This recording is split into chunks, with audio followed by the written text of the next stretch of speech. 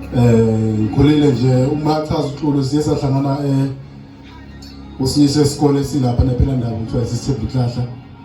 Mina kangazazi nenkosi ngayaziswa uXolo.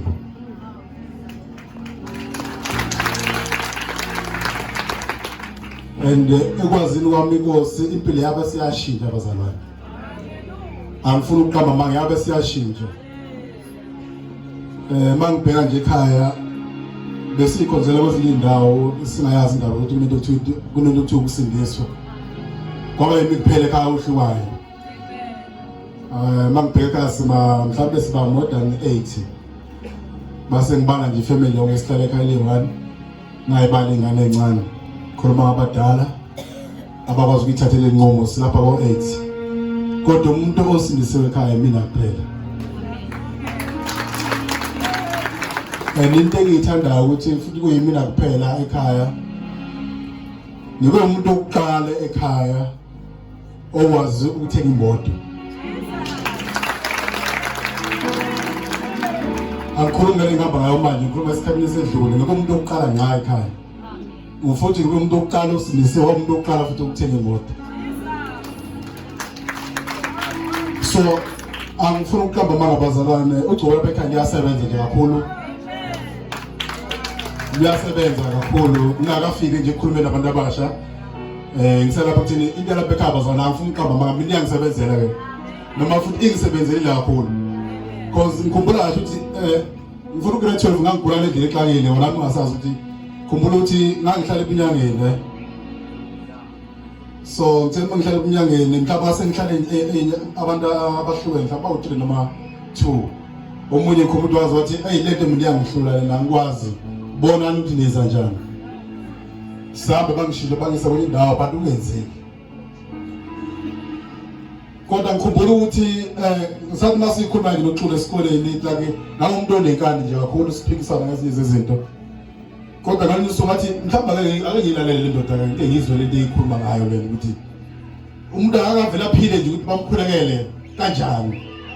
Khona sasifana uchatha uphalaza ugombe. Into engiyibona nje ukuzokwenzeka into ethile. So ngazama indlela kongenzeka ngaze ngafela ekhaya. Ngiyazibuza nje ukuthi ngaphela phela ukuthi iChris anza ayifikanga lapha kaNgwanasi kuba umuntu asaphila la. Ngaphandle ukuthi ke ngize ngene lapho kuningi ngisengizobela ebantwini abasha. uXolo akushilo mhlawumbe ngami ngala eqaleni kube nzima abantu abasha bafowethu nodadewethu. Empilweni ufuna uyitshela ukuthi ayikho into ezovisa ukuqhamuka ungazange uzabalazi. Ngizothi labasazamayo abasahlanganisayo lapha impilo ayilwenza indlela wena ofuna ngayo thini kuzobe khona okwenzayo wena. Ngokuqala ungakwenza ukuthi uyihlanganise kakhulu noNkulunkulu. Ukuthi usondele kakhulu enkosini. Ngoba ungakwenza uwedwa mhlawumbe ngeyakhe indlela kuyenzeki. Ngoba khona usuke umdinga kahle kahle iceleni kwakho uzokupha amandla nasendleleni. Sonke siyasazama uNkulunkulu engeke empilweni yethu wangenzeka. Sasahlangana nenkosi kwasekuqala kwenzeka izinto.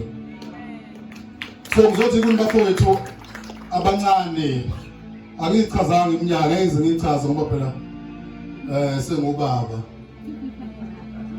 Ngisayisho iminyaka. Kodwa khona ukuqinisela uXolo mathi ayikabe eminingi kakhulu. Ngasemusha nje nami esikoleni ngiphuma ngo-2015. Ngaye university ngahlala unyaka we-1 2016 ngenzi nalutho. Kodwa futhi khona ngizange ngigive up kulo 2016 ngabona ukuthi at least bangathola into ezongikhipha busy ngavele ngihlale nje ekhaya. So ke ngahamba ngazabalaza thile ngazazama ukuthi ngenze into yokuqala ngayenza nje eyahluka kwaba i-license. Ngaba na license ngadlula lapho ke then unyaka olendelayo from 2017 umetho kama ubheda nje kakhulu kabi. But into ayikade iphezulu kuyona bonke life sciences kuphela. The agriculture vele into ethi masihlobane. So wona bokho umuntu wakho muhle. Then ngase ngibheke khona kulapha engakhona mhlawumbe engasabuthe khona ngisho. Because lesa ikhathi bokunzima ukuthi uphele akusafani namanje. Umuntu ongathi no matric obhedayo manje akuhlela nawo angicabanga ukuthi usuwacabanga kanjani ngoba esikhathi samanje uyakhona ukuthi uye esikoleni noma izikhona izikole ufike ubhalise ka grade 12 ngalo matriculate onawo ubhalise khona futhi ulowe 1 awubusa lolo mdala awubusa cancela njengakudala uthi umuntu awenzanga kahle kunomusha uqhubeka lona wakho mdala so akusafani nasekhathini leziyana ukuthi uma wathatha isinqumo sokuthi uyenza umatric omusha uyakhansela lona mdala akusafani so manje ithuba lokufunda seliningi kakhulu futhi sekulula akusafani nakuqala kuleli point lokuthi ke abafuni nodadewethu uma sithola ithuba asingaliyekeli nathi futhi bafowethu abanye ngiyazi bakhona abanye sebazamile empilweni kwathi kuhlangana nathi sizamile empilweni kwahlangana singabakhohlwa abazali bethu ungathi uyaqamba uyasebenza imali yakhe iyaziwa ngoye kuphela ayazi umzali wakhe ekhaya nokuthi fine noma bangazi ukuthi uhola malini kodwa umzali akayazi imali yakho umzali wakho nje ekhaya angahlezi ukuthi wena sophumelele empilweni noma seyilula impilo kuwena but ekhaya ikhuluka ibenzima ukhona wena uyasebenza kodwa manje kuyafana ukuthi awusebenzi uthola ukuthi umzali abazali basikhulisa kanzima kodwa manje mase siqala sesiba nemali noma sesiba khona income nje engenayo noma kuthiwa ingakanani bese sikhohlwa ngabazali ekade bafowethu nathi sesizamile wathi ukuhlangana asayikhohle imndeni yethu singabakhohle yakhula zabazali bese siyabuya futhi siyayikhohlwa nenkosi imali yethu ayifike nasendlini kaNkulunkulu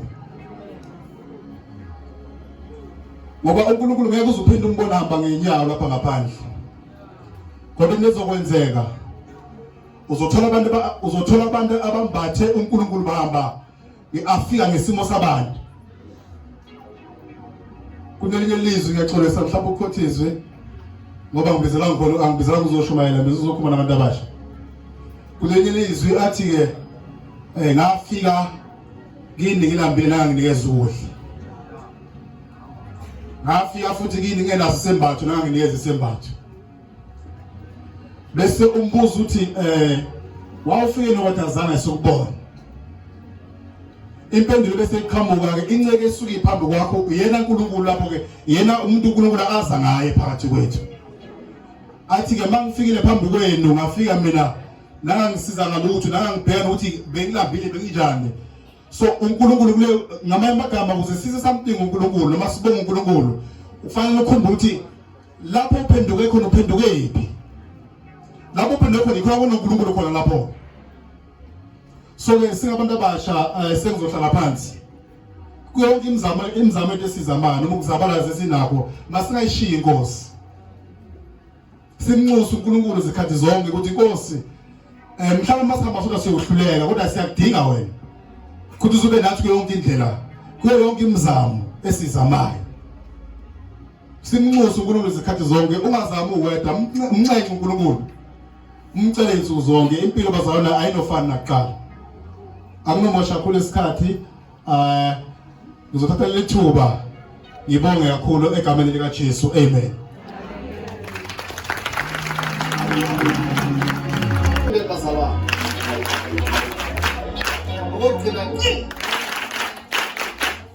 sishane ezompono haleluya siyazazi ezompono amen amen ngingaba mfishane message kodwa yenza umehluko kumuntu ibe indi message ingenzi umehluko kumuntu awuphinda futhi ukuthi uzwe akudinga uzojika esitolo